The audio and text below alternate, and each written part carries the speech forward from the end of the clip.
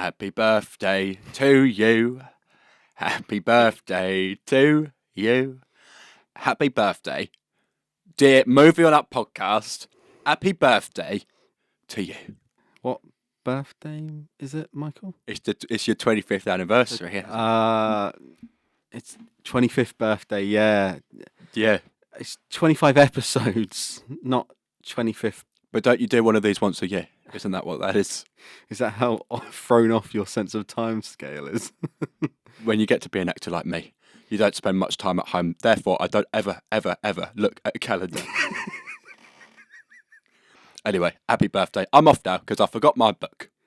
Cheers, Michael. See ya. Happy 25th birthday to us.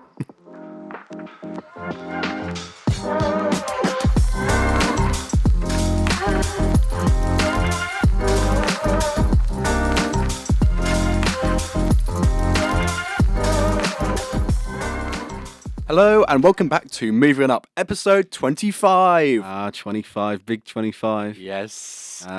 Welcome back to episode 25.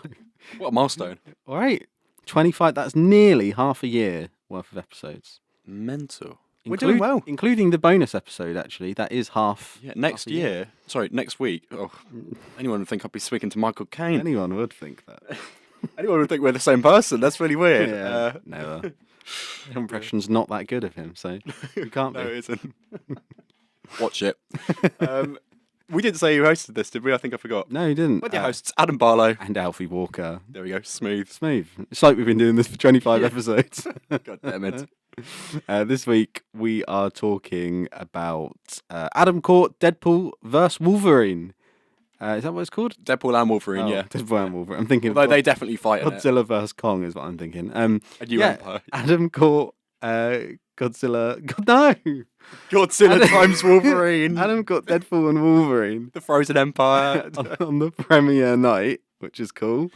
We went and caught that. He's going to give us our non-spoiler thoughts, and then we're going to have a spoiler chat next week once I've seen it.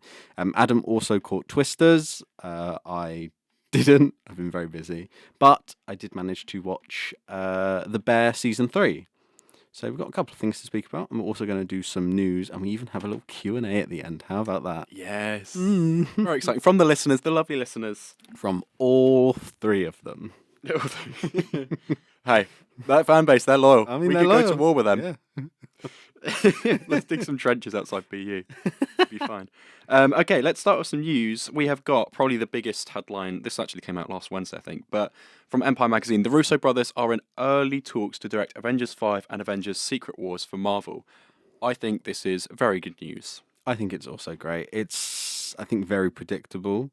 I think it was obvious that they were going to try and get them back because of how phenomenal their films were in the MCU. Like, as much as you slate on like current Marvel and stuff, what they did, Winter Soldier, Yeah. Civil Civil War. War, Infinity, Endgame. Yeah. They're the four best films. They are straight up. So I think it makes total sense. Everyone's saying is the Deadpool and Wolverine a bit of a course correct almost for the Marvel Cinematic Universe, and Adam will speak about that more, I guess, in a bit. But yeah, I'm excited for those two to come back. They made the best films in the MCU, so it makes sense. Absolutely. We've also got news on Top Gun 3, which I think I've got a work colleague that I speak to every now and then, and they all I give him a bit of my time. It'd be awkward if you didn't, wouldn't it? Just completely blank. No. Hey, Adam. He's lovely, and he always talks to me. He's got a bit of an obsession with Top Gun. I'm not sure why. I think I just mentioned to him once that I saw Top Gun Maverick, and ever since he's given me updates of every production milestone funny. of this film, which is quite sweet. But yeah, Top Gun 3 is in development. It appears Glenn Powell is returning because Glenn Powell's on fire. We'll talk about him later when we speak about Twisters. Yeah. But yeah. And a start date has been set for the project. This is via Joshua Horowitz, who is a very good interviewer, actually. I really like him. He's basically the American Ali Plumb, right? Nice, okay. So yeah, I rate him quite a bit. So there we go. Top Gun 3 is on the way. I think it's a bit of a risk doing that, but I think if it's the same creative team that did the last one, we're in safe hands. That was such a little sort of milestone, wasn't it? Because that wasn't too long after COVID. I remember being like, that was the film that made people go, damn, Hollywood's back. Yeah. Like, I remember that being what everyone was saying, which is quite cool. I agree. There were some films that did well before then, like Free Guy I really enjoyed, Mm. and The Batman was before then as well. But Top Gun Maverick, I think, got general audiences in. Back in the cinema, yeah. Yeah. We also have the news that Inside Out 2 has become the highest grossing animated film of all time. Yeah. It feels like we've said the same headline for the last 3 weeks. Yeah, but it's just been the slow ascend into this, isn't it? Yeah. Almost like... it's kind of, I don't know. I'm not surprised because I think it is a damn good sequel. Mm. I am slightly surprised, though. Highest grossing film of all Time. Highest grossing animation of all time is Yeah. hugely impressive. I don't know if it's I don't think it deserving of deserves that. that. Yeah, but it's very good. But I'm quite shocked at how well that's done, if I'm honest. Mm. I suppose the thing is, across the Spider-Verse and other films like that that are perhaps more well-rounded and more rich, just don't appeal to the general audience that Inside Out 2 got. So, yeah, makes sense. People probably should taking their kids to see it 4 times if it's a rainy day or something like that. Yeah, just 4 times back to back. Fill up a whole day. Well, this summer weather, don't blame it. Right. Although it is lovely today, which is ironic. But there we go. Because we're sat in a podcast. We've got some news on the Boys universe. Do you want to do this? Because I know nothing about that. I will go for it. The Boys obviously already had a spin-off called Gen V, Season 1. That is filming, and it's been confirmed that the schedule will be The Boys. Season 4 was obviously just dropped. And then we'll have Gen V Season 2 next year.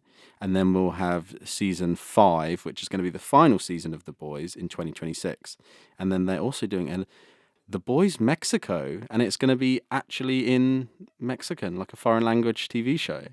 Oh, neat. Okay. Which is kind of cool. I Sounds guess, a bit niche, but okay. Yeah, I think it could work though, because things like Money Heist, isn't that Spanish? And that did really well across borders. And what's the drug one? Narcos, that's done almost fully in Mexican, and that really hit off. So makes sense. And Diego Luna, who's Cassian Andor, is casting it. Nice. Which is a nice. I like him. And then they've said they're also working on other stuff. So vague. Yeah, very vague, actually. I've just started Season 4. I binged Season 3 and Gen V. And then I'm on Season 4 now on episode 4 of that. It's good. It's a little bit off, if I'm honest. I can see why people have dropped out, if I'm totally honest. It's a bit more on the nose. Yeah. With the like satire and the parodies a bit more blatant. So it makes it a bit less clever, almost. Right. But don't get me wrong. It's quite enjoyable. What sort of spin-off would you like to see from The Boys if you could sort of commission anything? I mean, in The Boys, I haven't finished the season, so I don't know if anything happens to him. But Homelander / Butcher has a son in it. I mean, you find that out at Season 1. So I can imagine them doing a spin-off with maybe just Homelander / his son, and you see him turn into an evil superhero or a good superhero. I imagine that's what route they'll go with it. Yeah. Kind of like an Invincible type thing. Yeah, totally. Yeah. Joker. Jokey. Second time I said that. Joker and Harley Quinn. Joker Folie à Deux, whatever the hell. Joker 2 trailer, brand new trailer. What's your thoughts, Adam? I think it looks more of the same from the teaser trailer. I think it looks very similar. Yeah, it's a weird one because I am excited for it. I love Joker, but I just don't. I'm not fully on board with them needing to have done a sequel, especially if it's a musical. I think it's fun. Lady Gaga's good. Joaquin Phoenix isn't phoning it in. He's giving it his all. But it's a weird one, isn't it? They originally said we're not doing a sequel, but Yeah. and Joaquin Phoenix said no, we're not doing a number 2. But I mean, £1 billion or however much they got. Yeah, right. Yeah, that would change my mind as well. What about if he just did this film but as Napoleon Bonaparte rather than the Joker? Yeah. Similar vibes, not gonna lie. A bit unhinged, like. That's so right. I'd love to see. Yeah, Joker. Oh no, Joker danced down the stairs. Napoleon fell down the stairs. Yeah, very. You think you're so great because you have big boats. Phenomenal film. How about another joke for you, Murray? You ever been exiled to an island? We also got a photo from the Fantastic Four film that has just started filming. Pedro Pascal, Vanessa Kirby, Joseph Quinn, and cousin from The Bear. Cousin. Cousin. Ebon Mas. Ebon Basmat Baccarat. Yeah, what the hell name is that? Is it Bash Rash? Bash Rash. I wish I knew how to say his name because I bet it's really fun to say. Buy me a drink first. And they're on set, ready to film, and that looks quite fun. I won't lie. I'm excited. People. Vanessa Kirby's got Pedro in a headlock. Yeah, right. Oh my god. Joseph Quinn looks like he's just walking past the photo. And they said, Joseph, get in here. He's like, "Ah." And I'm British. And Ebon looks older. Yeah. That's all that working in the restaurant does that to you. Yeah, I suppose so. And finally, we have Timothée Chalamet as Bob Dylan in that new biopic. I don't like Bob Dylan, but do you? It's George Ezra's favourite artist. Really? Sort of obliged to listen then, aren't you? Yeah, maybe. Well, you like... I know you've got a rant about Bob Dylan before. So. That's all he sounds like. Bobby? That's every song by Bob Dylan. Is it? Oh no. What does he sing? What would I know? Bob Dylan greatest hits. We've got Like a Rolling Stone. Like a Rolling Stone. Yeah, kind of. Is he from the Rolling Stones? No. I'm embarrassing myself. We'll leave that in. We'll stick to the film stuff, I think. Let's move on to something else.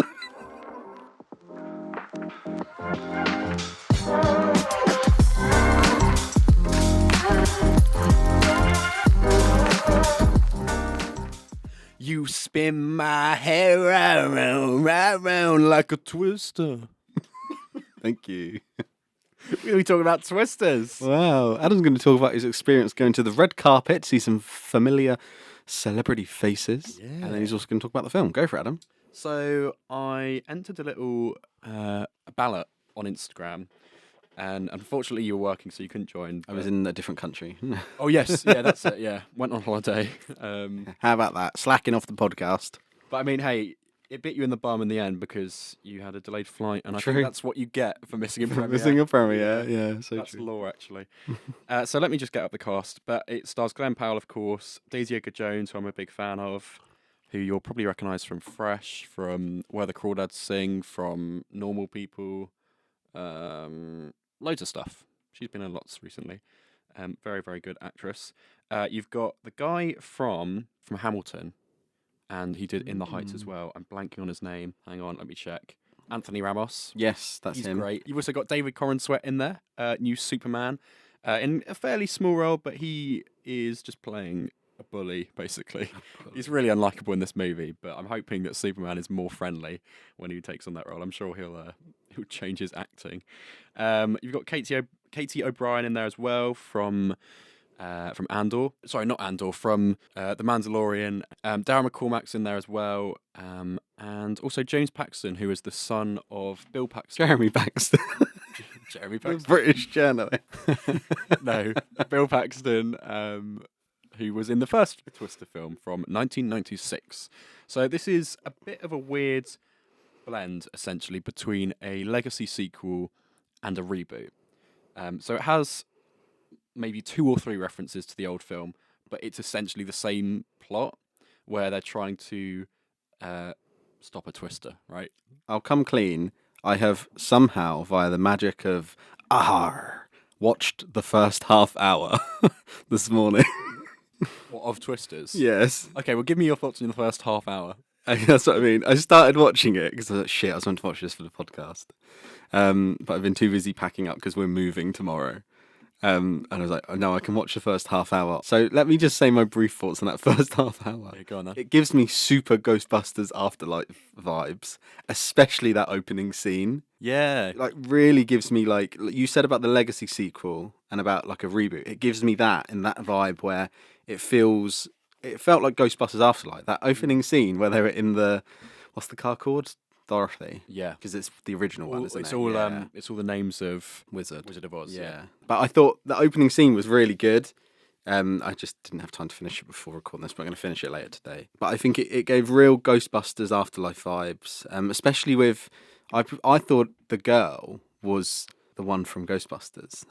Is it Mia McKenna Grace? Yeah. I thought it was her, blonde girl in that. Yes. Oh, But yeah. I It's see not, what you mean. but she really gave off the same vibes as her as well. And she's not in it for long, is she? Spoilers. I won't lie, Caine that and- that was a shock. Caine and Shipka. I Like, think it what is. the hell? Like, Yeah. they've just. Yeah, I wanted to see people get sucked into a tornado. That was fun. Yeah, it is great. It is a great, fun movie. Yeah. Yeah, But carry on. Give us a full rundown. Go on. I'm glad you said that because I didn't really make that connection, but you're spot on. I think it's the Oklahoma setting, the sort of The car, dusty, the rural. kids. Yeah, For sure. Yeah, I agree. I would say it's a mix between, in that case, Ghostbusters Afterlife and Top Gun Maverick. Mm, I think there's some of the same creative team involved from Top Gun Maverick into this makes film. sense. I think like in the writing process or something. And it's quite clear in this movie where it feels like they did a lot of practical stunts. I've seen people out there complain about the way that the twisters look, and obviously it's CGI, but I think for the most part it looked pretty good. There's one towards the end that's in the trailer where it goes through a power plant and absorbs the heat of the wires snapping and stuff, and it basically gets electrified and it goes on fire at the bottom, Okay, which is somewhat mental. But that is actually that does happen. You can get fire tornadoes, which is just mental. If I ever saw one of them, I'd be pretty damn scared. Yeah, that not sounds gonna lie. fun. Yeah, so they're quite creative. I think for the most part, it's fairly scientifically accurate. I like the focus on science in this movie. The whole idea is that Daisy Edgar Jones plays this character called Kate Carter, and she has this natural instincts and knowledge of how to track the weather, and she's sort of tied down to this desk job, but actually she's great in the field, which is why she's going out chasing these twisters and trying to test this invention that she came up with that will basically absorb the moisture in the twister and make it dissipate. And I remember, I think I put a tweet out shortly after, and I said, like, oh, the GCSE and A-level geography paid off. But I love my geography. I've done a lot of environmental journalism and stuff, and I think I forget how much I love geography, and it's weird not having done that for 3 years now. But watching this film was like, man, I love natural hazards. Like, don't get me wrong, dangerous as anything, and it causes so much destruction, but I really enjoyed a film that took itself seriously. It had some jokes in it. It's a very funny movie, actually, as well. But it does do a great job in that first scene, as you say, of setting up the stakes of what these weather events can do, and just how dangerous it is. Like, I don't think anyone would watch this and be like, "Yeah, I'm chasing a twister now." No. Like, you might be interested, but I wouldn't recommend it. Maybe you go, I'm chasing Glenn Powell, but Yeah, that's more accurate. Glenn Powell in this film, we may as well talk about it now. He's had a huge rise to fame in recent, in the last couple of years, really. literally like the last year though, it's been insane. Like just out of nowhere.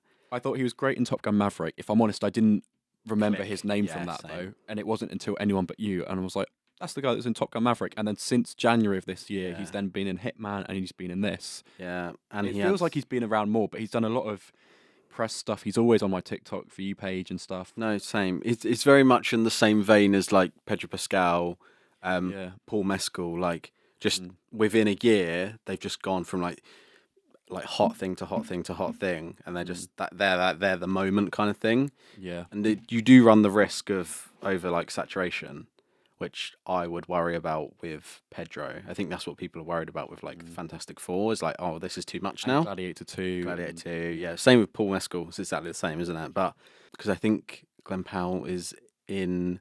Let me Google Spy Kids 3D. He is. He is. He's in The Dark Knight Rises, but Yeah, you're right. He's been cast in something, I'm sure. yeah, it's like a big film. After some Googling there, we've realised he's not in a big film. He turned down a big film. He turned down Jurassic Park, or Jurassic World, the new one that's going to come out, which is rumoured to be called Jurassic World Reborn. Yeah, we didn't speak about that. What, yeah, you're not a fan of that title, are you? No, I think that's bad. Jurassic World Reborn. It just Let me sounds think about like part 2 of those previous 3 films. I like the separation between Jurassic Park, Jurassic World, and now let's have Jurassic something else. Universe, and they go to space. Or just then, it could even be like Jurassic Continent, just something. I don't know, it's a shit name, but just No, Cook. hold up. Cook. I just don't like the giving it the same name. Like, but yeah. Anyway, Glenn Powell. I'm with you. I think that whole Jurassic Park, third trilogy is messy because we don't know anything about it yet. It's confirmed a trilogy as well, which is always running risk. The worst thing. It's like when TV shows assume they're getting a season 2. Exactly. Don't do it. Don't do it. Like, yeah. Man. That hasn't been announced. I'm with you though. I think that film is in hot water, perhaps, because I'm not sure what it's actually doing. If there's going to be a time jump, why Chris Pratt? Why Bryce Dallas Howard? Bryce Dallas Howard's not Why returning? Jeff Goldblum? Why all of our favourite people aren't coming back? Yeah. Yeah, it's a shame. I'm not sure. Not sure. We'll see. But back to Twisters. Yeah, Glenn Powell is brilliant in this film. Plays this redneck YouTuber who has this kitted out, like really cool looking pickup truck, basically, and he drives headfirst. He literally drills stuff into the ground so his car doesn't fly away. He shoots fireworks up into the Twisters. Yeah, and wild. He's just like howling and like, yeah! He's got a really big hat as well. I'm surprised the tornado doesn't pick him up because the hat's got so much surface room. Like he's like Pharrell Williams sized hat. Yeah. Each time they cut back to Glenn Powell in Twisters, his hat actually gets bigger. Like that policeman. Yeah, scary movie. Yeah, you're right. There's also a scene that they, of course, used a lot in the advertising where he's just in a white t-shirt. He's got the cowboy hat on, I think. He's walking in the rain. And yeah, I could hear some people scream when that scene came on. Puddles forming in the Oh, stadium. no. It was from the Twisters, I'm sure. Yeah, everyone was pissing themselves because they were so scared. Yeah, so he's great in this movie. And yeah, really kind of steals the show from Daisy Edgar-Jones at points. But she is the lead for sure. He's just more of a love interest and supporting character in this. But yeah, you've also got, as I said, David Corran Sweat playing sort of the anti-Superman in this, just being this smarmy businessman who's only in it for the money, and is kind of profiteering off of the damage that's caused by these natural events. Yeah, Darren McCormack only in it briefly, but he's very good in it, charismatic. And yeah, as I say, Daisy Edgar-Jones is as brilliant as she always is. So I think overall, Twisters had a really good time with it. I gave it, it's what I would describe as a solid 4-star film. Gave it 4 stars on Letterboxd, and I was just like, you know what? I went in, I had fun. I'd happily watch it again. I can't really critique it. I just had a really good time with it. You know, it's not anything too deep. It didn't make me cry. It also cleverly.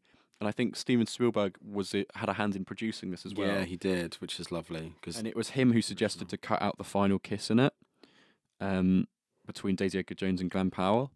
And I think that was a pretty smart decision. It feels somewhat like you don't get that emotional resolve at the end of the film, but then it's not about finding love, as I think Spielberg or the director said.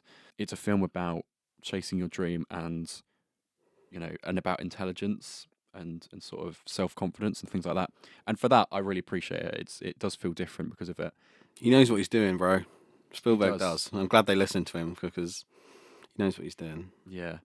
But to talk about the premiere that I went to, Lee Isaac Chung was there. That's the director. He was very charismatic, and he's not done too much, but he's done just some indie films that are quite celebrated, I think, that I've not seen. But this is his first big movie, and I think he does a very competent job at it. He's very, very good, and it feels like there was a clear, concise point. He made the film, he did the stunts, he built up a great cast, and I think it is a good film because of that and because of his direction. Only 2 hours, 2 minutes, so a very nice runtime as well. It feels a bit longer than that as well, but not in a bad way. It just feels like a lot happens, and it's quite formulaic, but not to a detriment, I wouldn't say. Yeah. It's what more can you do with the? It's just similar to Ghostbusters again. I think. Yeah. What more can you do in a sequel to a film called Twister that you're going to call Twisters? Like, well, you know how many Twisters there's going to be if the film's got a plural S on the end. Like, I was half expecting the S to spin round like a twister and then turn into a 2. Yeah. That would have been really sick.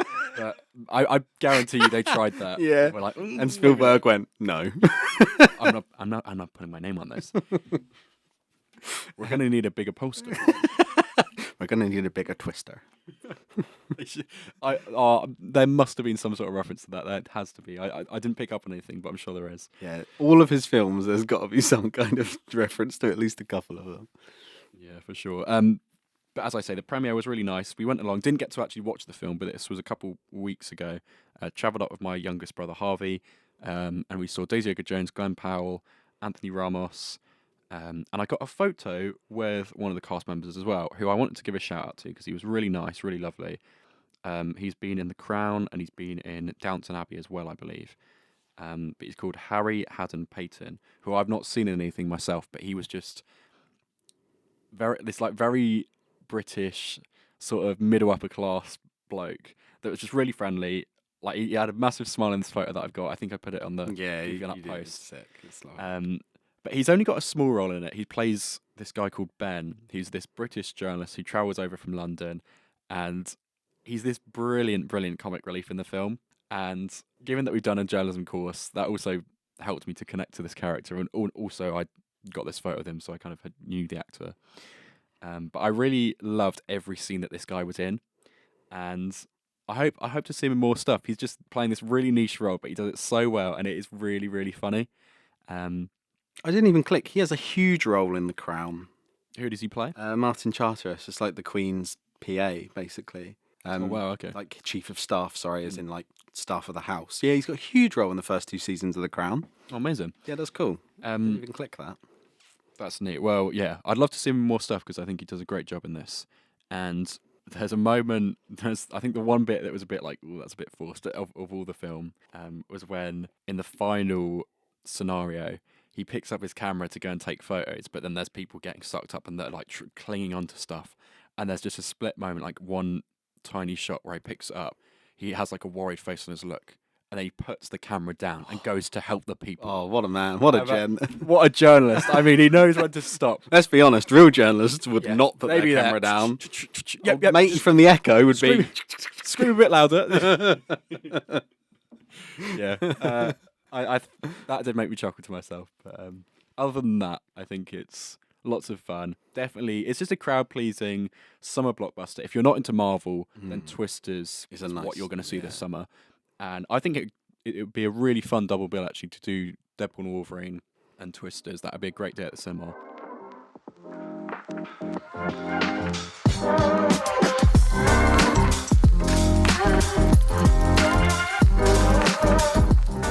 So, what is your relation to The Bear from FX, Adam? Give us your rundown. Alfie, we've spoken about this show a little bit already over the course of the last 25 episodes, but I am a big fan of The Bear. I'm always telling people to watch it, even though I've not finished it. Yeah, still on season 2. But again, as we've said before, I don't want to rush this. I think it's a great, really rich TV show, rather. And all the cast are just great. And each one has their moment to shine and their moment to really develop as a character. I've heard that season 3 is probably the weaker of the 3. Yeah. But what did you think of it? I agree with that. I did enjoy it. It's 10 episodes, so season 1 is 8, season 2 is 10, season 3 is 10. My problem is it has not to this extreme, but it has a bit of the Acolyte in it, wherein you start the season... Well, they finished season 2 and they had the restaurant, didn't they? And he was locked in... Oh, yeah, that was close. Jesus. Almost sport it for Adam there. Someone's locked in somewhere. Yeah, right. You know, they finish... Obviously, they have their restaurant. You know that. Yeah. And the place they end season 2, they have the exact... You don't progress anywhere through season 3. You have 10 episodes. And really, you don't end up anywhere different at the end of season 3. Okay. This isn't a spoiler, so I'll go for it. Season 3 is they're wanting to get reviews in for the restaurant, obviously, and you still don't have the reviews at the end of season 3, so it just feels a bit. Yeah, what are they doing for 10 episodes? Yeah, mucking totally. Around. The first episode, I get why some people will love it. If you are super passionate about the bear, you might love it, but episode 1 has no dialogue at all. No, and they don't do a catch up at the beginning of. No, sometimes you click on a show and it'll be like what happened to the last 2 seasons. They don't do that because the first episode of the season is just that. Okay. And it's super artistic. It's super well shot, super well like sound design, everything like that. But it's just half an hour of like montages of food. And it's like, it feels like a bit of a waste of an episode. And it's totally to get you in Kami's headspace and stuff like that. But it wasn't for me personally. I just felt it a bit wasted. To use a term I don't really like saying, but it does sound a bit wanky. Yeah, big wanky energy. I feel like the bear They're isn't. like, oh, look at me, I'm going to artistically Yeah. shoot some food. As much as the bear is like that, I feel like it hasn't been like that for the first 2 seasons. The bits that people love in the bear are like when shit kicks up, when like when it's messy. yeah, that family dinner in season 2, it's a phenomenal episode. Like when she forgets to turn off the pre-order on the stuff like that, when it just hits 0 to 100 in nowhere. Somebody get me a fucking Sharpie. It's so like that is what people love, I feel like, and this episode 1 just didn't do that, which I think some people will love it. I personally didn't. And then I think the season's just got a real slow pace, but not in a great way. Is it a lot of character stuff? So no, there's only one episode. What is it? Yeah, totally. Can't even tell you. It's like The Acolyte. Like, what did we spend 10 episodes doing? Yeah. Obviously, in the previous seasons, you have one-off episodes where it does flashbacks, doesn't it, for singular characters. My favourite episode was the episode where they do that for Tina. They show you why she's such a Larry bitch in the first 2 seasons. They explain how she got the job, all stuff like that, and it's a great episode. I cried. I had a tear in my eye. Is Tina the one that keeps saying like, "Yes, Jeff"? Yes, Jeff. Yeah, the really Larry, like Latino lady. Yeah. Her whole episode focused on her flashback. Phenomenal, great episode. My favorite episode of the season. But that's episode 5, I think. So then you still have another. It just feels super misjointed. It just feels super, not as concise and sort of not as much plot thing. I don't know if it's because apparently they shot season 3 and 4 at the same time. Right. So potentially if they spread out 2 seasons worth of TV over, or 1 season's worth of TV over 2 seasons. Yeah. Potentially. And it does end. Which leaves us in a weird place for season 4, I suppose, because it could be that season 4 is where the good stuff comes back, right? Right, yeah. And it could be, like you say, they just had enough for 1 season and decided, oh, we'll just stretch this out. And maybe season 4 will be equally as thin. Yeah, meandering. It'll be interesting to get you to watch it and give us some feedback, because it's a weird one. Don't get me wrong, it's good. And some moments are great. Fack, the big guy, phenomenal as always. Like I have seen the clip. I think it's season 3 where he brings something out. Pours the soup and then just brings it back. And he's like, "What the fuck are you doing?" I poured the soup. What do you want me to do? He's like, "This is a soup in Carmi's mind," and he just pours it and then walks back to the kitchen. It's all like one tracking shot as well. Yeah. Brilliant. Yeah, but that episode is great. When they get into it, when they really like sink their teeth into, I think it's episode 2 is just like a super long montage basically of like 2 weeks in the restaurant of shit going wrong, shit going well, people having breakdowns. That episode's great. And then they do the same sort of around episode 7, I think. It then dips for the penultimate, and then the finale's great again. Like the finale's quite a payoff actually. The finale does similar to the Acolyte in that this is like, oh yeah, this is what we've been waiting for. This is what I've been waiting for. And the finale brings back like a recurring character that you're like, when you're watching the bear, you're like, oh, when are we going to see this character interact with Carmi? And you're like, fuck yeah, like this is the moment. And it does pay off. It's good. And the season is good, but yeah, compared to the previous 2, it's a bit lackluster. Okay. Interesting. I will definitely check it out. Probably give me a month to do so. But no, it's worth watching. I think you probably will have the same opinion. I think you're like me, where the show is great, but the wanky first episode put a bad taste in my mouth. Yeah. And I do get people like that, and some people might be on the other end of this now, being like, "What the fuck are you talking about? That episode's beautiful." But it just didn't do it for me personally. But that Tina episode, so good, so good. Interesting. I thought on a similar note with the bear, I was speaking to someone recently, and we were saying, is it a comedy or is it a drama? For my mind, it's Emmy thing. Such a drama. It is not a comedy. So that's what I was looking up here. It's got a record-breaking 23 Emmy nominations, and that record was previously held by 30 Rock, that comedy with Alec Baldwin, that earned 22 nominations 15 years ago. So this is one of the most successful shows in recent history, if not of all time. It's Or not if a it comedy, walks though. away with that many, Yeah. with even remotely Nominees, that many yeah. nominations. This is the thing is the best way to compare it is that The Bear is as much a comedy as Succession is. Succession was funny, but it's a drama, and The Bear is not a comedy. I'm sorry, like I don't know how they're getting away with it, and people are not campaigning, but stating online like this is not a comedy show. Like it really isn't. Like it's a drama. It weird could not be more of a drama. Do you think it would struggle if it was nominated in the drama No, categories? I don't think it would, because that drama category is weak from the Emmys this year. I was having a look. Compared to previous years where it's been like Succession versus The Bear, Yeah. stuff like that. But I think if it was in the drama category, it'd do just as well. But yeah, It's a weird one. Weird one. I'm yet to look up the sort of parameters of what constitutes a drama and what constitutes a comedy, but yeah, I can watch a whole episode of The Bear without laughing. Like Yeah, I'll there's smile several or of maybe those. just like sort of smile sweetly to myself bit if of a there's a wholesome giggle. moment. Yeah. Yeah. And there I are some wouldn't say- absolutely hilarious moments. Don't get me Absolutely. wrong, but like Fak is so funny in this season. Like there's bits with the broth. There's a bit where he calls Carmi in the office and he's like shouting at him. Yeah. And you can tell it's probably ad-libbed, but it's so funny.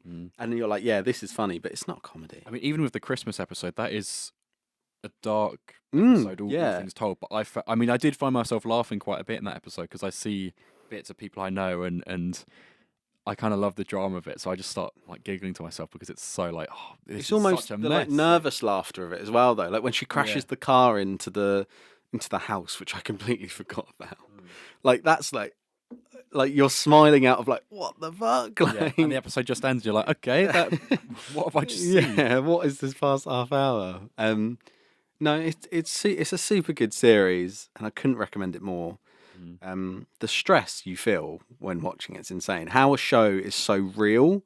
The final And to be about final a episodes topic like that I know nothing about as well, because Yeah. like I'm watching it, and there's half of me that's like, man, I actually would really love to be a chef, and then half of me is like, no, oh my god, last yeah, thing I want to never. do. It's not even cooking, is it? It's art. Yeah, It really is art. It's not. There's episodes. There was in the intro episode, the one that's all silent. It just keeps going back to this shot of them peeling peas, and just it's not cooking, is it? yeah. They're just- It's not even like it almost doesn't matter how the thing tastes at the end. Yeah, It's the time that's gone into it, and it's and the care. Yeah, and it's sort of really it's peculiar. wild. Yeah, but- it is. It really is. And the final episode of the season is really good in feeling. It doesn't feel like a TV show. It feels like they've put a camera in a room where chefs are meeting. Even the way it's shot like you're sat at a table, and they just like watch these people talk, and it's crazy how like real it feels. Like they're just talking about their real experiences. And they do It's get great. certainly with season 2, they get a lot of actual chefs in and celebrity chefs and things, which I always like. Are there celebrity cameos in this series? Same ones as season 2. I don't Okay. know. I can't remember who you've seen at this point. Fair enough. You know that Adam Warlock's in it, don't you? Yeah. So he's in season 3 again, and Olivia Colman's in season 3. Oh, brilliant. Okay. Yeah. So I'll look forward to that then. no, honestly, I could not recommend it more. I just think in comparison to the previous 2, it's Which isn't necessarily a bad thing because the first 2 series was so phenomenal. Yeah, totally.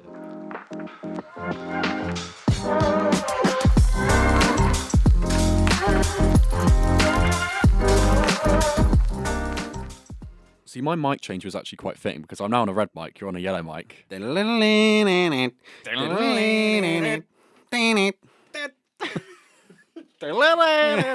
Love it. I'm excited to see this film. Adam has watched it. Opening night. What time did it start? 1 minute past 12. 1 minute past 12. Yeah. Is that when the trailers start, or does the actual film start? Advert started. Oh, nah. So listeners, shit. long-time fans of the podcast of this podcast will know that I went to do the midnight screening of Dune Part 2 as well, which was more intense because I also saw Dune Part 1, then had an hour break Yeah, that's right. in between, then had like a couple drinks, then like it was a long process. Drinks. Did you have drinks before this one? I did, yes. So risky, man. Don't know how you do it. I'd I piss know. myself. I went to the toilet twice on the way to the cinema, so. And also, we met early for drinks. We met at 7. Oh, dude. Yeah. What the hell? You must have been pissed. I think I was off my rocker. I can't remember the film. I will mention this because I think it's relevant, but I had 2 pints of beer, then I had a big old pizza from Spoons. Okay, which nice. was cooked to perfection, by the way. Soak it up. Not to the bear standard, but very nice. Carmi would be proud. Sort of to the what's like a if the bear is high quality, what animal would be Spoons? Would you say? Oh, nice. A rat. No. The pigeon. No. The family dog. That ratty little dog that's just barking and chasing its own tail. Yeah, biting the postman. Oh, he's just like this sometimes. We can't control him. He loves you, really. That's how he shows He's just trying to be friendly. He always bites people's arms off. It's fine. Yeah, so had a great pizza. That put me in a great mood. And I think I had a little 2 for £7 cocktail deal. Nice. Spoons as well. Some little. You went for mango it though, ones. mate. Like, Yeah, it was quite nice. I was singing "Take That." I think I sent you the video of me. Yes, singing you Take did, That, yeah. If anything, I think it's quite a good film to pre-drink for. yeah, that makes sense. I think any of the Deadpools are, to be honest. Yeah. Yeah. So by the time I got in, I was wearing this Deadpool hoodie. I'll probably put a picture on the Yeah, the looking moving good. up story. I'd already got the Funko Pops, so I didn't need to buy them, but I did buy 2 key rings. I bought the cup, which was basically Deadpool's severed head, which is quite creepy now that it's in my room. I keep waking up and seeing Deadpool. Oh god! But yeah, It's quite realistic-y as well. Like, it looks really good. Yeah, It looks like a proper film prop. Yeah. And the popcorn bucket, popcorn bucket, of course. which Yeah. is sick. I've never to this day gotten through a popcorn bucket at the Odeon. Like, yes, it's overpriced. Popcorn always is in cinemas, but then you see how much you get. I had my mate Ollie eating it with me. We didn't even get to halfway. Really? Film. Ridiculous. I don't know how anyone. I don't think anyone ever finishes them. It's mental. And then people spill so much popcorn on the floor. I'm like, what is wrong with Yeah, it? how have you managed that? It's just complete negligence. I don't want to get on a rant about Cinematica. For the most part, we were a very good audience. I mean, as it would be. We saw it in iSense. Midnight screening for a new Marvel film. It's going to be people that want to be there, as with June Part 2. And it was nigh on fully packed. Was that? Bearing in mind they had, I think, 5 other screenings at the same time. Wow. Sorry, 4 others, including iSense. Kicker. That And they cinema's all looked full. fairly busy as well, Yeah. all going in at the same time. So there was that whole foyer bit at the BH2 Buzzing. Odeon was just full. Like the whole queue is queuing out, like 5 Really? people wide, all the way back to Wow. the Costa seating bit. This is really niche if you've never been to the BH2, but then you also have just everyone was picking it up because we'd all ordered on the app as well to save time. Didn't mean anything. I was Yeah. I was there for like 15 minutes waiting for my stuff. And bless them, the staff were just continuously calling out order numbers, like order number 615, 617, 630. It was ridiculous. Yeah, they did not look totally relaxed, but brought in a load of income for them. So. Yeah, right. There was like a huge Funko Pop box that you could take a photo in. Yeah, did you post that? You should post that on the. Yeah, I would. Yeah, post that. That's a great photo. Your Deadpool head and Yeah. the popcorn bucket is cool. And what else did they have? Like some red and black balloons everywhere. There was some guy dressed up as Deadpool, like fully film accurate costume. Like, where have you got that from? It might have been Ryan. Who knows? I don't know what he was doing that night, so it might have been him. Could have been in Bournemouth. I'm sure he was. He does own Wrexham Football Club, apparently. Yeah. Right. Apparently, there's some Wrexham Easter eggs in this film. I didn't pick up on anything, but Makes sense. I don't know anything about Wrexham, if I'm honest. But yeah, I had a brilliant time at the screening. I didn't need the toilet at all. I was totally fine and comfortable in my seat by the time I got there. I was bang in the middle of the room, second row back in the normal bits of seats and in the centre, like properly best place to be. As you know, I sense rumbling your eardrums off, and it's a brilliant event piece of film, right? Yeah. It's very similar to No Way Home, I would say, in the fact that I do worry how it will age, because we're a bit more mixed on No Way Home now. I think a couple years' time from now, Deadpool and Wolverine might have dropped a bit in my rankings, but for now, I think it's the best Deadpool film. I think it has one of the best Wolverine performances from Hugh Jackman. Yeah, most people are saying, ironically, he's the standout. Yeah. It's extremely funny. I think there's not a minute that goes by without a joke, which some people will think is tedious, annoying, exhausting, and to a certain extent I agree. I think when it was like sort of it also, again, it's a 2-hour film, but I don't know why, but it did feel like longer than that. Again, not in a bad way. It just feels like a lot happened, and it kind of, you sort of have a third act, then there's another third act and another third act, and there's a lot of, it sort of tries to outdo itself, and it just starts sort of spiraling a little bit. But I think it is the perfect length. I think if it was any longer, I would have lost my patience with it, and it is a lot with Deadpool's humour. Yeah. But I will say it's, as I say, funniest Deadpool film. With this merger between Fox and Disney and that acquisition, he has so many opportunities to break the fourth wall, more so than he had before. He just takes pot shots at Disney, at Fox, at DC. Good. Okay. I mean, that's what people wanted. The whole, like, it really is self-aware. Probably, I don't know how I feel about it being quite as self-aware as it is, because it is sort of like pissing on the legacy of Marvel a little bit. I'm trying not to spoil anything. I've got to be really careful, but yeah. We will do a full spoiler one next week, to be honest. We'll chat about the film next week. Ironically, I'm going to see it again. Okay, at 12:30 today. So I will let you know my thoughts after a second viewing. But I won't. No, I'll leave it until you've seen it, actually. But I'm interested to see how it holds up a second time round. But I'm also just excited to see how it plays in a room that's quieter and in a daytime showing. I think that's important. But yeah, there's cameos in it. Probably not as many as you expect, but there's, I would say, 15 to 20. Okay. There's probably some niche ones I missed, but there's, like, I would say sort of 5 or 6 in there that properly got me. I was like, that's incredible. And there's one in particular that I love, and I can't wait for you to see, because I thought it was just so funny. Well, 2 of them actually. Are they like characters from Marvel films or like actors? from previous Marvel movies? Okay, I cool. would say, yeah. There's enough here where if you're not a comic fan, that's fine. You'll appreciate some stuff here. But there's even some like quick sort of 10-second cameos, and you're like, before you even like realize, like, hang on, what? Yeah, it's really good. It keeps you on your toes. It's very violent. Deadpool and Wolverine just spend like half the film fighting each other. I can't lie. That's sort of half the plot. Maybe it really should be called Deadpool vs Wolverine. It should be, really, yeah. They're not mates. It's very one-sided. Deadpool loves Wolverine. Wolverine cannot stand Deadpool, and to be honest, I don't blame him. But I thought it did lack a bit of an emotional punch at the end. It kind of tries to, but I think it was somewhat half-asked. I think it's quite difficult. I'll give them that, because Deadpool isn't an emotional film in my eyes. The previous 2. I thought the second one was fairly good with the wife. Yeah. Does she die in that film? I'm pretty I sure. think Yeah, so. because she's back in the trailer and she's in this film. So, but then does he rescue her at the end with the time thing? I think that's what it is. To be honest, I've only watched it once. Yeah, I'm same. not a big fan of number 2. No. I like number 1. So I'll ask you this now, because this is my main worry. 2 things. Do the jokes land? Because for me, in number 2, the jokes did not land, and I didn't find it very funny. For me, I thought, as I say, funniest one. Okay, good.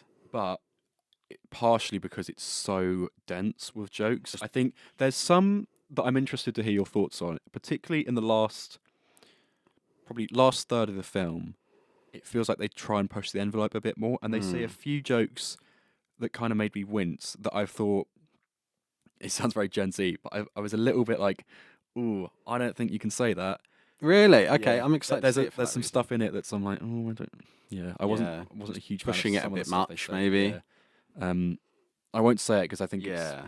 somewhat problematic, but I don't want to have that recorded on the podcast. Okay, But- tell me after. You can tell me Yeah. after. I want to know.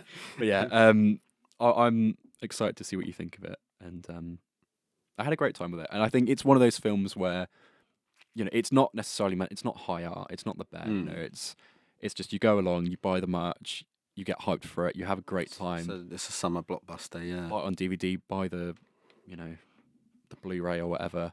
Go back. It's one of these films. It's perfect for watching clips of it on TikTok. And that sounds like I'm sort of. It doesn't sound like a good thing, but I think, I don't know. In this day and age, when people have shorter attention spans, I can really see myself going back and watching these fight scenes another 10, 20 times. Nice. So something that I'm happy about that you've said is that the cameos worked for you, because you personally haven't watched those original X-Men films much. I should say, sorry. So the X-Men. Thank you for bringing that up. The films I have seen of the X-Men, because I've watched like 3, and the day's coming up to it. Yeah. So Did you? I didn't realise Yeah, that. I tried to do my homework, but there's still some other films like people I recognise and was super Obviously stoked you to see. recognise. Even if I haven't seen the film, I was still like, know the actor and that. Brilliant. Yeah. So yeah, I've seen X-Men 1, 2, and 3. I've seen. 1 and 2 are great. 3 is. Ugh. This is the thing. I've got, I think, unpopular opinions about the X-Men films. I thought The Last Stand was really good. I enjoyed it. I mean, Ian McKellen is phenomenal as Magneto. Yeah. He is my favourite. I think I love Archangel as a character. I Yeah. think he's a really cool mutant, and I liked the idea of there being a cure, and I'm not quite sure how to react to that. I thought that was interesting. I've seen X-Men Origins Wolverine, which I know people hate. Again, I kind of had fun with it. I liked the Blob being in it. I think if you go in, Deadpool like at the you end did- is yeah. no words for that. That's Isn't it great though the redemption that Ryan Reynolds did on that? Like Yeah. he went, I played this character and it was awful. Yeah. I'm taking this character and I'm gonna own it and make a good film out of it. And Insane. he did. Like props to him. It's great. yeah, really impressive. And then I saw the Wolverine as well, and I think off the top of my head, I think that's it. I went and Okay, so you've I still found got... clips of Wolverine's appearances in First Class and Apocalypse. Yeah. I haven't seen Logan. That is a big part of this film. But Days it's of like- Future Past. Have you seen that one? Ah, Yeah. dude, that's I know. that's most people's top one. Yeah. Days of This Future is the thing, Past It is got to it got to the morning, and I was finishing the Wolverine because I had like an hour left of that, and it was the morning of. I was like, I need to tidy my room. I've got stuff to do. I can't spend all Yeah, day yeah, watching that's fair enough. X-Men films. It'll be good for you now though to watch them, I think, and you'll be able to go, oh, that was that reference to that. Absolutely, yeah. But that's what I'm saying though. That's good because I think I've watched them and I watched them growing up, so I might have even more of a good time with those cameos than you did. Yeah. Which is a nice thing to look forward to. So Yeah. I'm pumped. I think that's yeah, you're right. That's a good sort of gauge. I'm not gonna I'm not a massive fan of the X-Men just in concept, I think. Some people love it. Yeah, it's weird. I love the Avengers, the X-Men not so much. I don't know what it is. I find them a bit It's an age thing, I think. repulsive Because you I grew up I find it with awkward. it. Like I don't like the thought of the DNA. I don't know. Creeps me out. See, I grew up with those X-Men films. That they were my Avengers because the Avengers was what 2012. Yeah. So I was already 13 then. Whereas when I was younger, I watched the X-Men ones.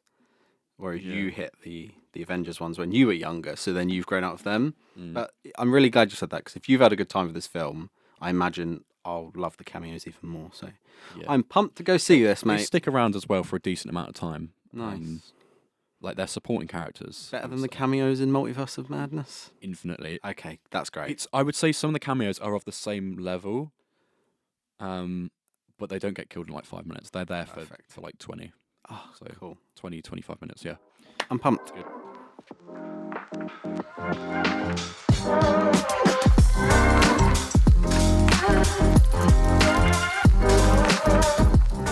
We've got a Q&A to go through now. How about that? Q&A to celebrate the 25th episode. I was going to try and bring a party popper in, but I thought I don't want to.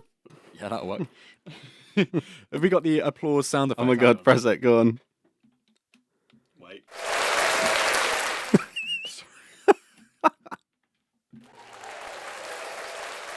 Woo, thank you. 25 guys. episodes. 25 years. Look at us go. 25 years. We had some questions. We asked people to send in some. And we did get a couple of responses. So we've got a few here. Here we go. Let's go through them. So, what actors? This was from Josh Brucker. What actors/actresses are you guys most excited to see in films? This is a good one. I, at the minute specifically, new-ish actors. It is the biggest bandwagon ever, but Paul Mescal. Yeah, I love Paul Mescal. I think he is so good. He's great. And as soon as he's announced in a film, I'm like, oh my god, yeah, I'm pumped for this film. When he got called in Gladiator 2, I was like, oh my god, yeah. Paul Mescal is a new actor that I'm like, yeah, oh my god. I think now I think about it, I've only seen him in After Sun and All of Us Strangers. Because I've not seen Normal People, but it's been on my watch list for ages, so I do need to get on that. But yeah, I'm with you. Paul Mescal's up there. Pedro Pascal as well. Yeah, I know. I knew you'd say that. Yeah. I'm worried about him being. It's the same thing. I'm worried about overexposure, but when he's announcing the film, I love it. What about some classic actors though? Some maybe older ones that when they pop up you love. I do love Olivia Colman. Yep. Everything she's in, I'm like, oh my god, yeah, she's great. If we're going really, really traditional, I do love a Harrison Ford. Yeah. It just, I think he's great. Yeah. I do love Harrison Ford. I think he's great and stuff, and I'm quite excited to see him in Captain America. If I'm honest, I think it might fall flat, but I think it could be quite fun. He's expertly cast as the Red Hulk. Like that's Yeah, he should have been it from Harrison the Ford is beginning. Yeah, I mean, Oscar Isaac, I'm a big fan of him. He's not done so much recently, I don't think. Yeah, I was but gonna say that he's been a bit absent for a while. yeah, he's really good. Andrew Scott, Florence Pugh. Yeah, Yeah. I'm trying to think of like some older, yeah. more refined actors. Who do I like? Ian McKellen, Ian McKellen is for sure. He's up there. Jeff with mine. Goldblum, Michael Caine. Good old course. Michael. You're Although a big fan of Michael's Joaquin, retired aren't now. you? Joaquin Joaquin Phoenix, you like Phoenix, him? Yeah. I did have one in my head. Oh, Samuel L. Jackson's always great. Yeah. He's in a lot of Tarantino's Great films, shout. and he's always like, oh, damn, he's good. Brilliant. Nice question. Yeah. What else have we got? We've got a question from Jess. Oh, two questions from Jess. What made you guys choose movies as your podcast topic? I think we said this before, where like, Well, we called it Moving Up, and we thought we've got to do. yeah, we found out the name, and then we were, better do it on this then. We at uni we would just chat about films. We would chat Yeah. about them in our spare time and over voice note on Snapchat and text each other and say we want to go see this. And it's just one of those things where like, well, we might as well not monetize because we're not making money, but in the same way, aha. If anyone wants to sponsor us, hey, Our Patreon is Patreon/Movie on Up Pod. Our OnlyFans. You can see us in the studio. Yeah, we'd always chat about films, and it's like we might as well record this and put it up. It's good for the CV, it's good for the portfolio, and it's good to have a little sort of memory book of it almost. Little Time children, capsule, yeah. Yeah, a little diary. Yeah, for sure. Totally agree. She also asked, "What are your first memories of the cinema?" Oh, this is fun. Go This on. is a difficult one to answer because I always forget. But I mean, earliest films I remember seeing, really not great ones to be honest. Chicken Little. I vividly remember that because I think I was One scared of of the it. worst Disney films. Yeah. There's a resurgence for that film. I think some people like that. I'm scared to talk to them.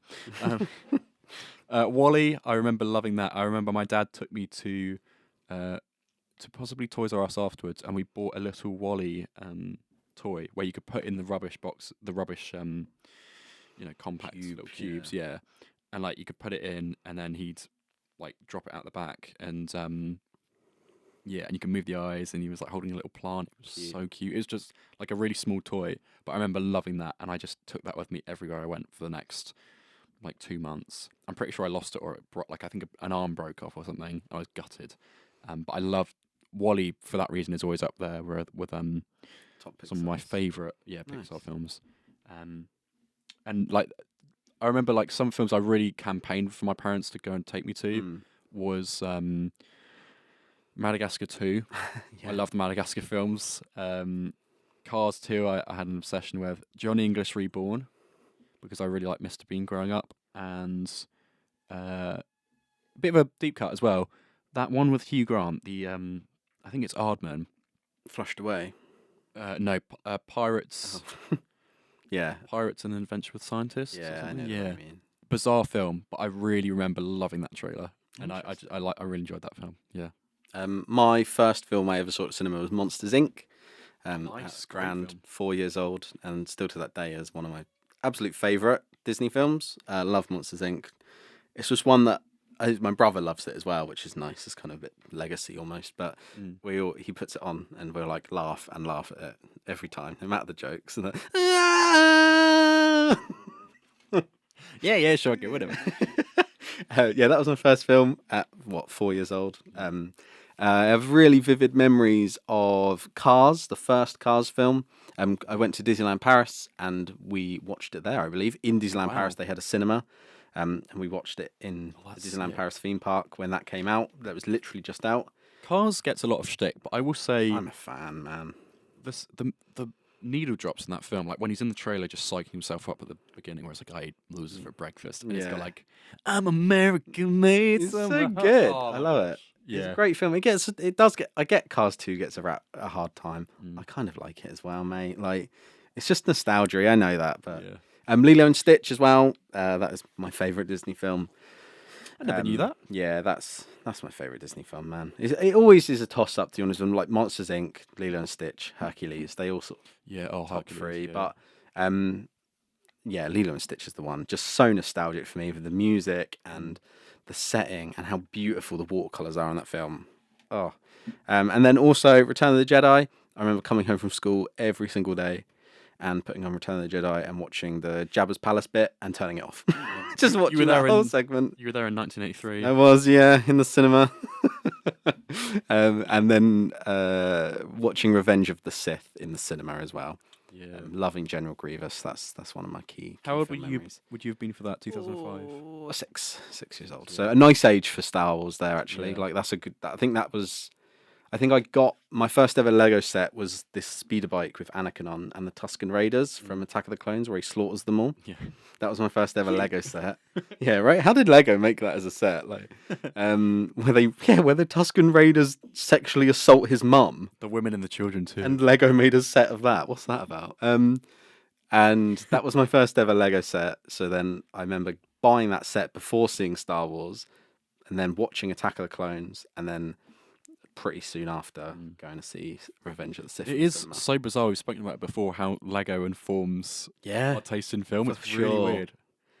We're under the thumb of Lego. We really are wrapped around their fingers. Yeah, every time there's a leak or a set, me and Adam just send it to each other immediately. I mean, That Jaws set. yeah, the Jaws set, man. I cannot wait, right, to on my shelf in our nice house to have the Jaws one, the Jurassic Park one, and then the Indiana Jones one. Yeah. Oh my. 3 gosh. Spielberg films, all on like the little black Yeah. plates with the little quotes. It'll look sick, man. That's like Yeah. that's going in the front room in the new house, not the office. Like that's a display piece. Absolutely. People will come around and be like, "Aren't you too old for Lego?" Nah. Nah, read the quote. They're dioramas. 18 plus, actually. Yeah, brilliant. What other questions have we got? Let me have a quick gander. We've got one from your dad here. That's Or I funny. think it is because he shouts Alfie's dad at the end, so I think it's your dad. Imagine. Yeah, he said, "Can you do a review of Quadrophenia?" Ooh, that's a good one. Have you ever seen it? that? No, I haven't. Oh, that's a good one. There you go. I'll do that. Yeah, that's one for the list. We'll add that. That'll be a nice good one when there's a quiet week. 100% on Rotten Tomatoes. Yeah, that's a classic, man.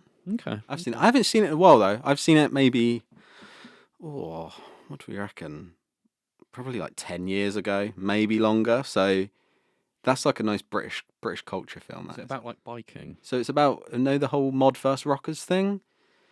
There's like Yeah. the mods with their like Italian scooters, and then Right, you have yeah, obviously yeah. rockers who are like Harley Davidsons. Oh yeah, like the Book of Boba Fett. Yeah. Yes, exactly like the Book of. Wait a minute. That amazing episode. No joke. Yeah, that's where that's from. God damn it. That's where that director got the influence for the bikes there. He said that actively.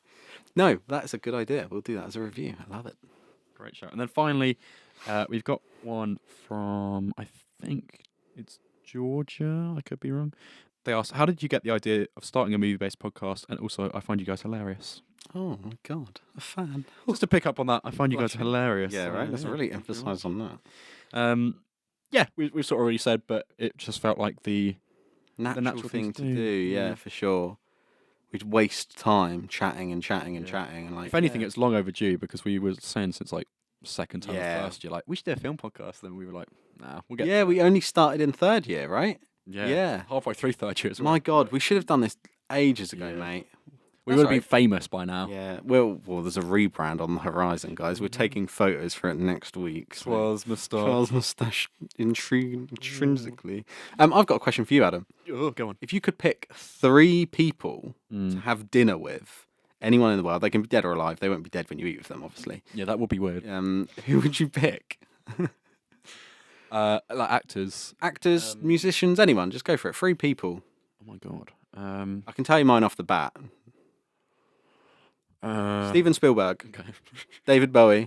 Stephen Fry. That's my 3. Do you know what? Yeah.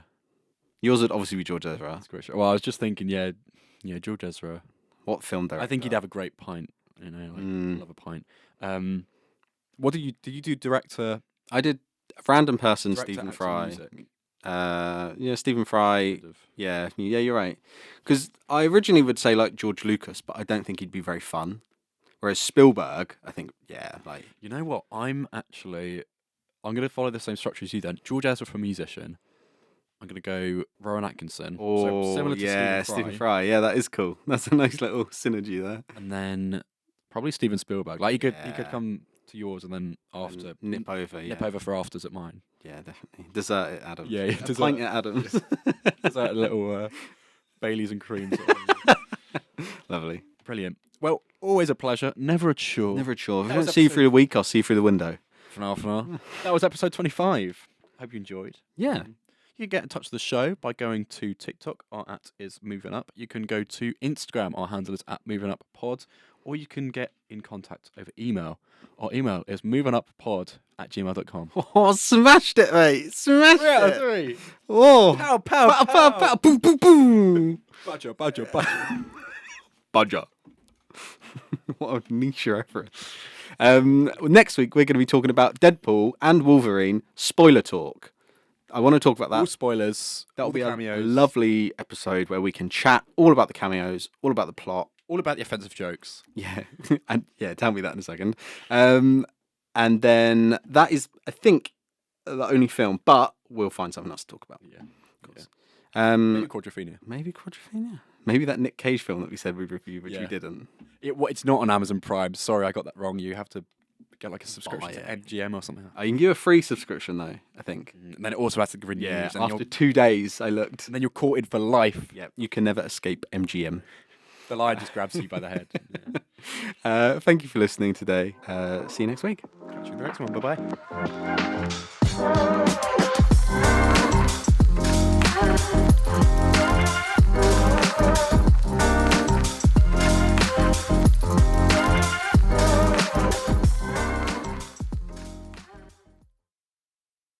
It's quite wholesome. I like that. Right, quite awesome.